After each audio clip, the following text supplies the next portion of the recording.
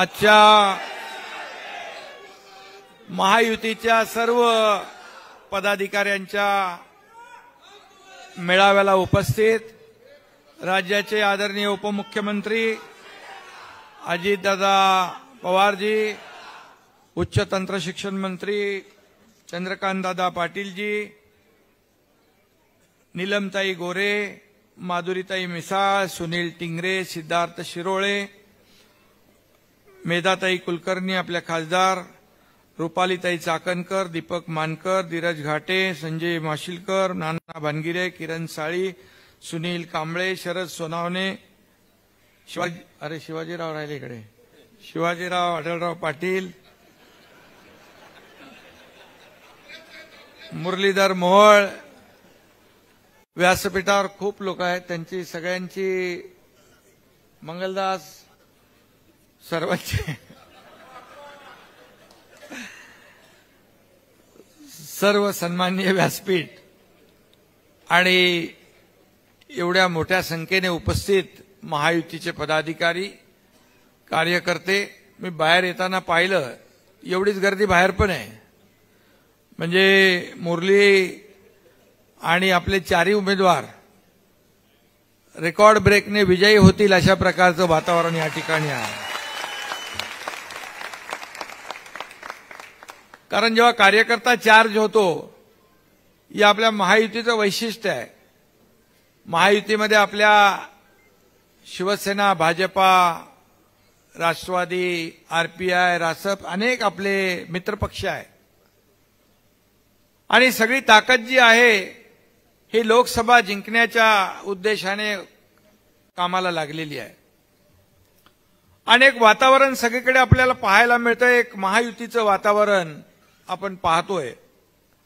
खरं म्हणजे शिवसेना भाजपा युतीची जी आपली सुरुवात झाली गेले 25-30 वर्षापासून, बाळासाहेब ठाकरे असतील, श्रद्धेय अटल बिहारी वाजपेयी, लालकृष्ण अडवाणी आणि प्रमोद महाजनजी यांच्या संकल्पनेतून शिवसेना भाजपा युती झाली आणि मध्ये काही त्याच्यामध्ये विघ्नही आली.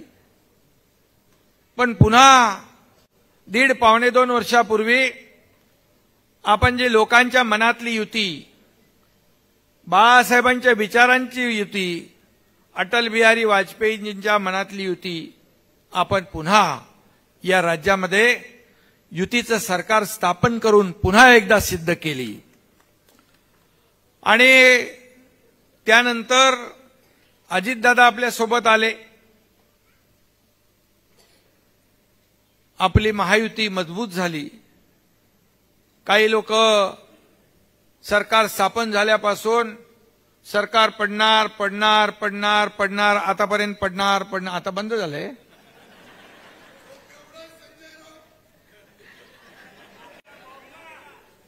आता या निवडणुकीमध्ये मनसेने देखील आपल्याला पाठिंबा दिलाय. शेवटी अजितदादा देखील आले. त्यावेळेस मोदी साहेबांचं नेतृत्व, त्यांच्या विकासाच्या विजनवर देशाला प्रगतीकडे नेण्याचं काम, देशाला महासत्ता बनवण्याचं स्वप्न आणि देशाची प्रगती आणि आर्थिक जी काही अर्थव्यवस्था मजबूत करणं, या सगळ्या ज्या काही बाबी आहेत या लक्षात घेऊन आणि या राज्यामध्ये जे विकासाचं पर्व आलंय, राज्यात जे आपण विकास करतोय, या हे सगळे मुद्दे घेऊन अजितदादा देखील सोबत आले. आणि म्हणून मोदीजींच्या विकास नीतीमुळे आपली महायुती भक्कम होत चाललेली आहे.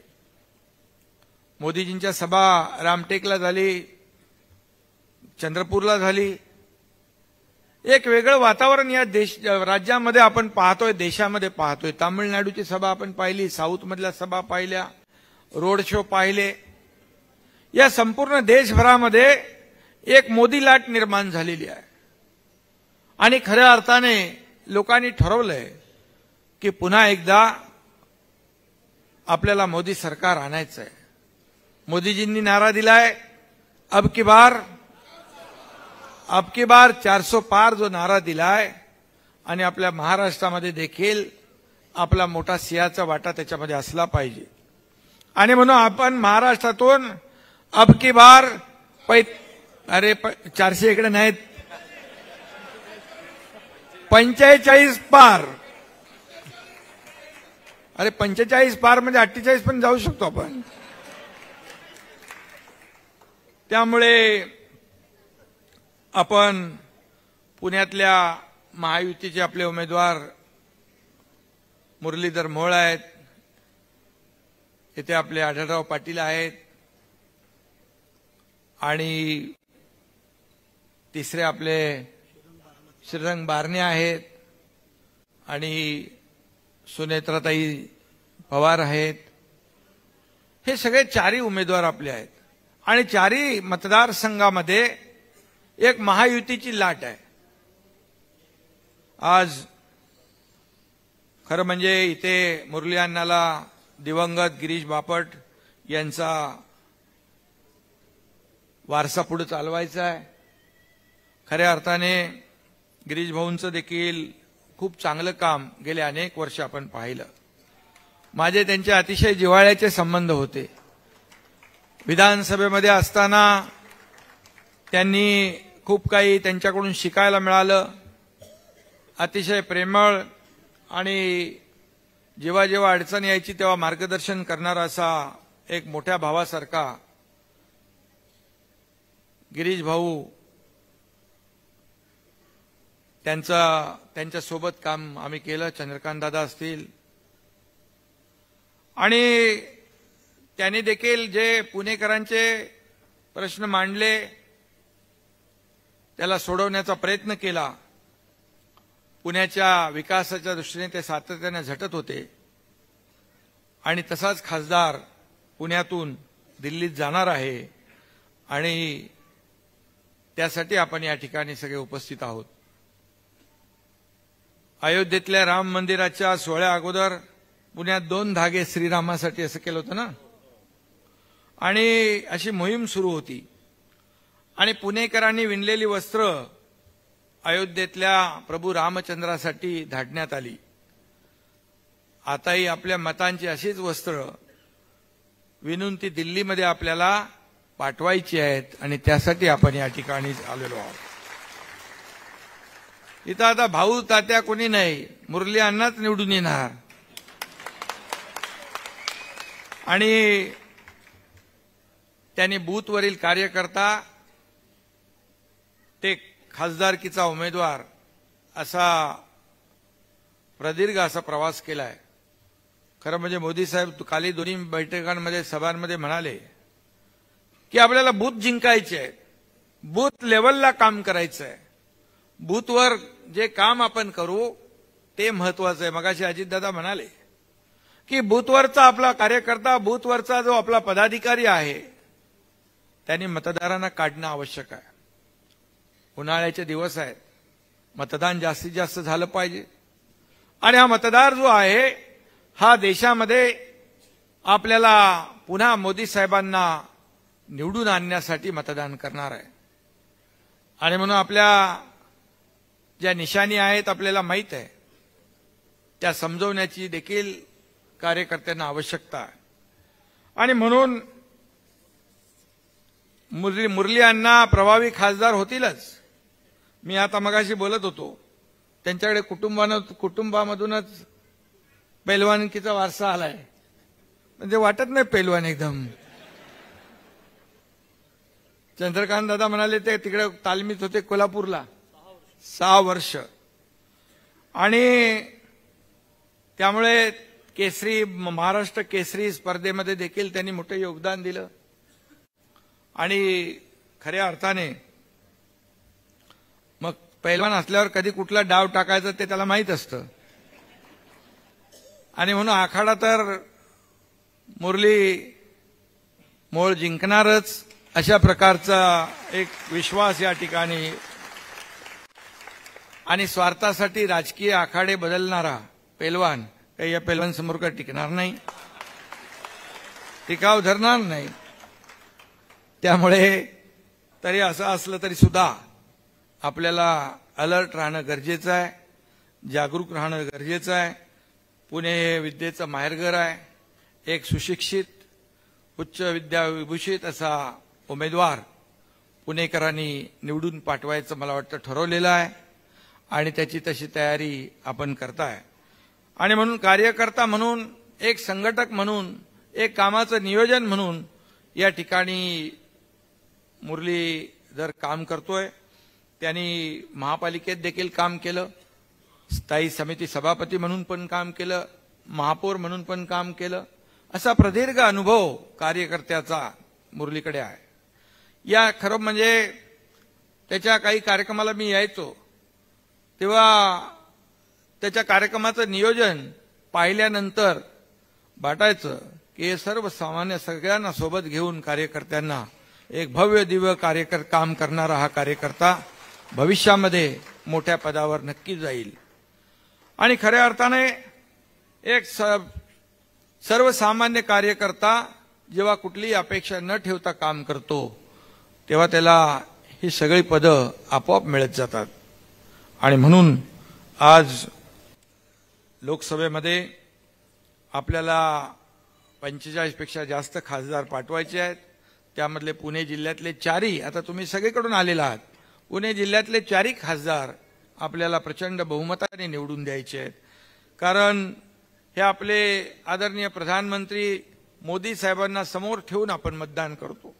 मगाशी अजितदादा म्हणाले बरोबर आहे की मोदी साहेबांना समोर ठेवून मतदान करताना ते कमळ शोधतात, पण आता इथं धनुष्यबाण आणि घड्याळ हेही मोदी साहेबांना, हे बटन दाबल्यानंतर तेही मत मोदी साहेबांनाच जाणार आहे. अशा प्रकारचं आपल्याला कार्यकर्त्यांनी सांगायचं आहे. शेवटी कार्यकर्त्यांनी जागृत असणं गरजेचं आहे. समोरचे माणसं काय काय लोकांची दिशाभूल करण्याचा प्रयत्न करतील त्याच्यावर आपल्याला लक्ष ठेवायचं आहे. अनेक निवडणुका आपण लढवल्या, अनेक निवडणुका आपण जिंकलेल्या आहेत. त्यामुळे प्रत्येकाने, मगाशी अजितदादा म्हणाले त्याप्रमाणे, ते जसं डोक्यावर बर्फ ठेवतात, तोंडात साखर ठेवतात, तसं तुम्ही पण रोज करत जा. कारण अजितदादांना खूप असे चांगले वाईट अनुभव आलेले आहेत पूर्वी. त्यामुळे ही निवडणूक अशी एक असा काळ असतो, याच्यामध्ये एखादा शब्द आपण इकडे तिकडे केला तरी सुद्धा ते निवडणुकीवर परिणाम होतो. शेवटी आपल्याला, आपण मत मागायला जातो, यावेळेस मतदार राजा असतो. आपण किती मोठे असलो तरी शेवटी आपण त्या मतदाराकडे जातो. मतदाराकडे जात असताना एकदा, दोनदा, तीनदा कार्यकर्ता जातो, त्याला विनंती करतो. आणि खऱ्या अर्थाने जो मतदार आपला असतो तो आपल्याला काही ना काय बोलतोच, किंवा याने असं नाही केलं, त्याने तसं नाही केलं. ज्याला मतदान आपल्याला करायचं नसतो तो गप्प बसतो. परंतु जो बोलणारा असतो तो आपलाच मतदार असतो, त्याच्यावर तुम्ही बिलकुल नाराज व्हायचं नाही. त्याला बा ठीक आहे, नमस्कार करून वापस गेला. दुसऱ्यांदा आला, तिसऱ्यांदा आल्यानंतर बोले आता येऊ नको, मी तुला मतदान देणारच आहे. आणि असे मतदार देखील आपल्याला प्रचारादरम्यान भेटतील. पण आपण व्यवस्थित ते हे करायचं आहे. आज मी एवढंच सांगेन की आपल्या राज्य सरकारने केलेली कामं आपल्या समोर आहेत. किंबहुना देशामध्ये मोदीजींनी गेल्या 10 वर्षामध्ये केलेलं काम आणि गेल्या 50-60 वर्षात काँग्रेसला जे जमलं नाही ते 10 वर्षात करून दाखवण्याची किमया, जादू मोदी साहेबांनी केली. आज मी नेहमी सांगतो की देशाच्या बाहेर गेल्यानंतर परदेशात देखील जगभरामध्ये आज आपल्या देशाचं नाव अभिमानाने घेतलं जातं, आदराने घेतलं जातं. आपल्या देशाचं नाव रोशन करण्याचं काम मोदी साहेबांनी केलं. एक प्रधानमंत्री म्हणून पूर्वी भारत बोलायचा कोणी ऐकत नव्हतं, त्याला विशेष महत्व देत नव्हतं. पण आज भारत बोलतो तेव्हा जग ऐकतं. जगामध्ये आज जे काही वातावरण निर्माण झालेलं आहे ते वातावरण मोदीजींच्या प्रयत्नांमुळे निर्माण झालेलं आहे. मगाशी कोणीतरी सांगितलं कोविडमध्ये काम केलं. कोविडमध्ये सगळ्या लोकांनी काम केलं. कोविडमध्ये लोकांना आपण मदत करत होतो, लोकांचे जीव वाचवण्यासाठी काम करत होतो. मोदीजी देखील पूर्णपणे देशामध्ये जे पाहिजे वॅक्सिन सकट देत होते आणि त्याचबरोबर विदेशात देखील, जगभरामध्ये देखील त्यांची अपेक्षा होती भारताकडून मदत घेण्याची, त्यांना देखील ते पोहोचवण्याचं काम त्यांनी केलं, मोदीजींनी केलं. आणि आज आपल्या इथे आपण देखील काम करत होतो. काही लोक मध्ये घरामध्ये बसून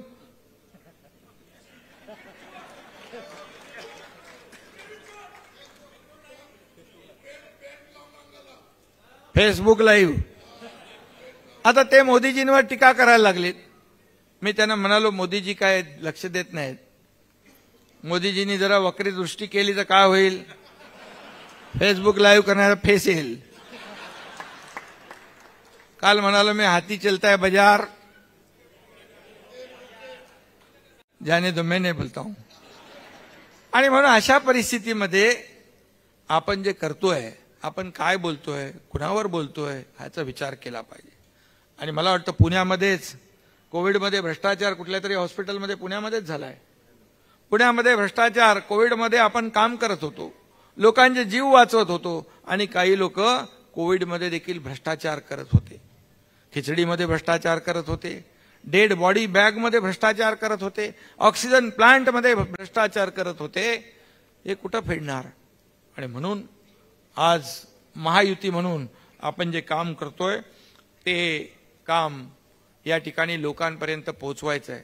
आपल्या सरकारने देखील केंद्र सरकारच्या मदतीने आज जे काही काम केलं, आज सगळीकडे, आज पुण्यामध्ये देखील आपण मेट्रोचं काम करतोय, मेट्रोचा विस्तार करतोय, रस्ते करतोय, पूल करतोय.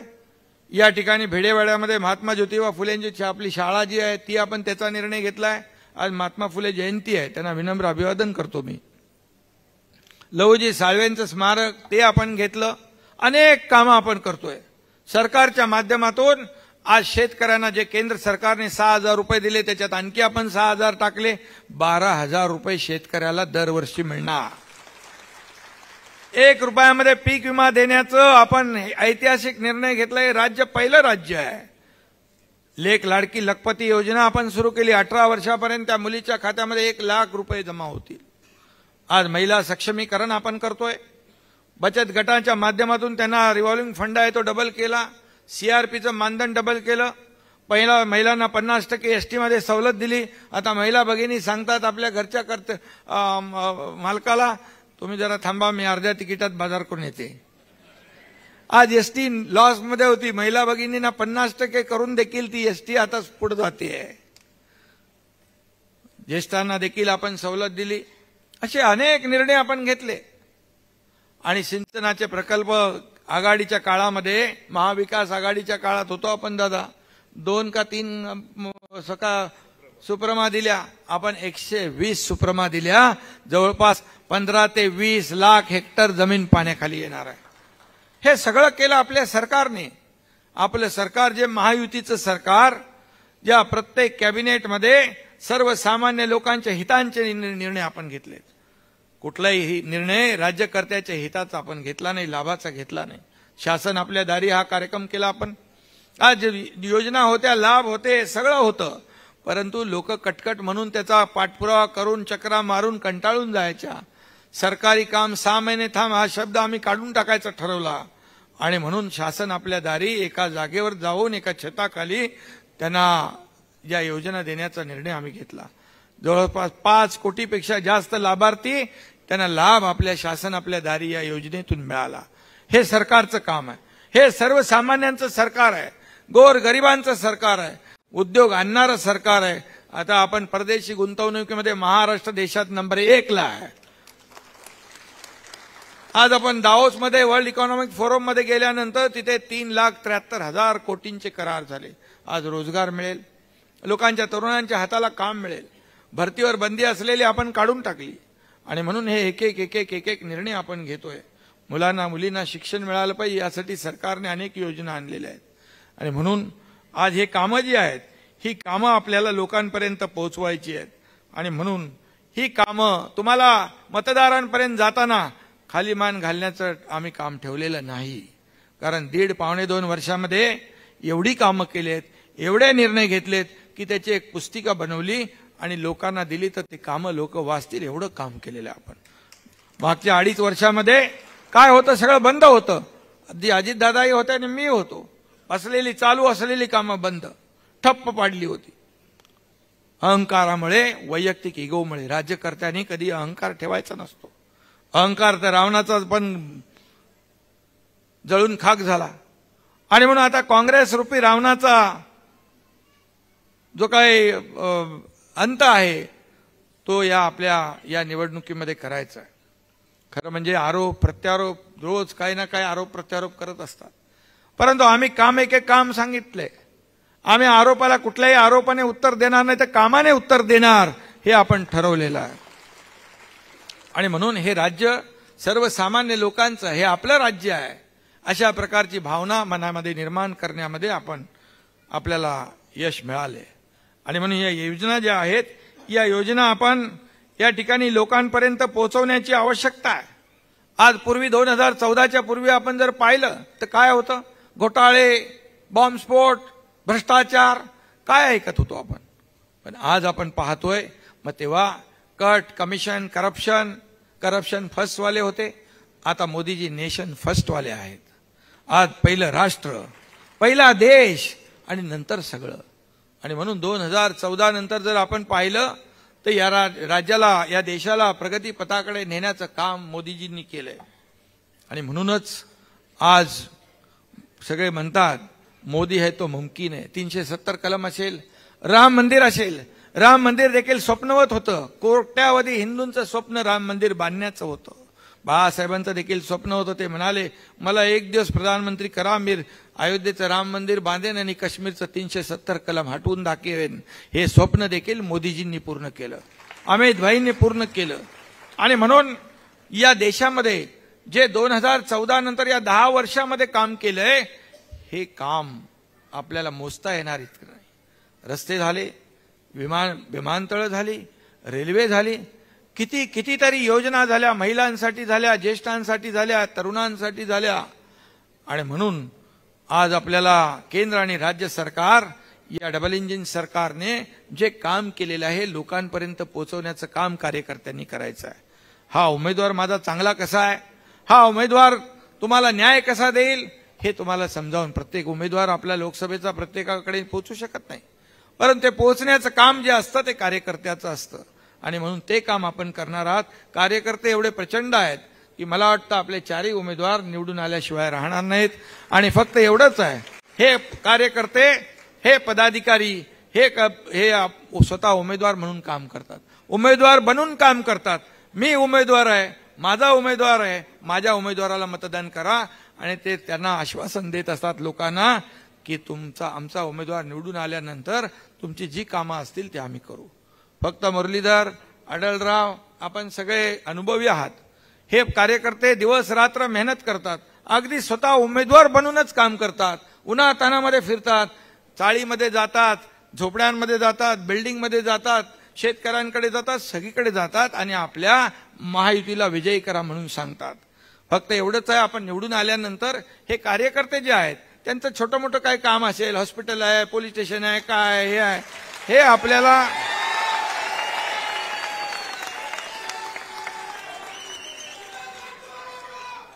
एवढं आपल्या केलं की तो कार्यकर्ता कधीही तुम्हाला अंतर देणार नाही, पक्षाला अंतर देणार नाही, मरमर काम करत असतो. आणि म्हणून अरे बाबा, ते पूर्वी झालं नाही म्हणून तर मी तो निर्णय घेतला 2 वर्षापूर्वी.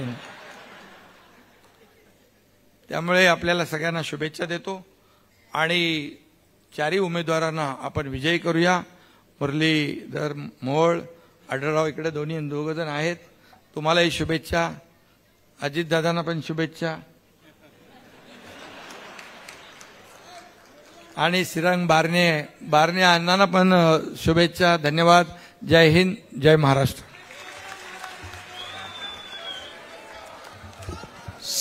17 तारखेला दुपारी 2:30 वाजता कोथरूडच्या यशवंतराव चव्हाण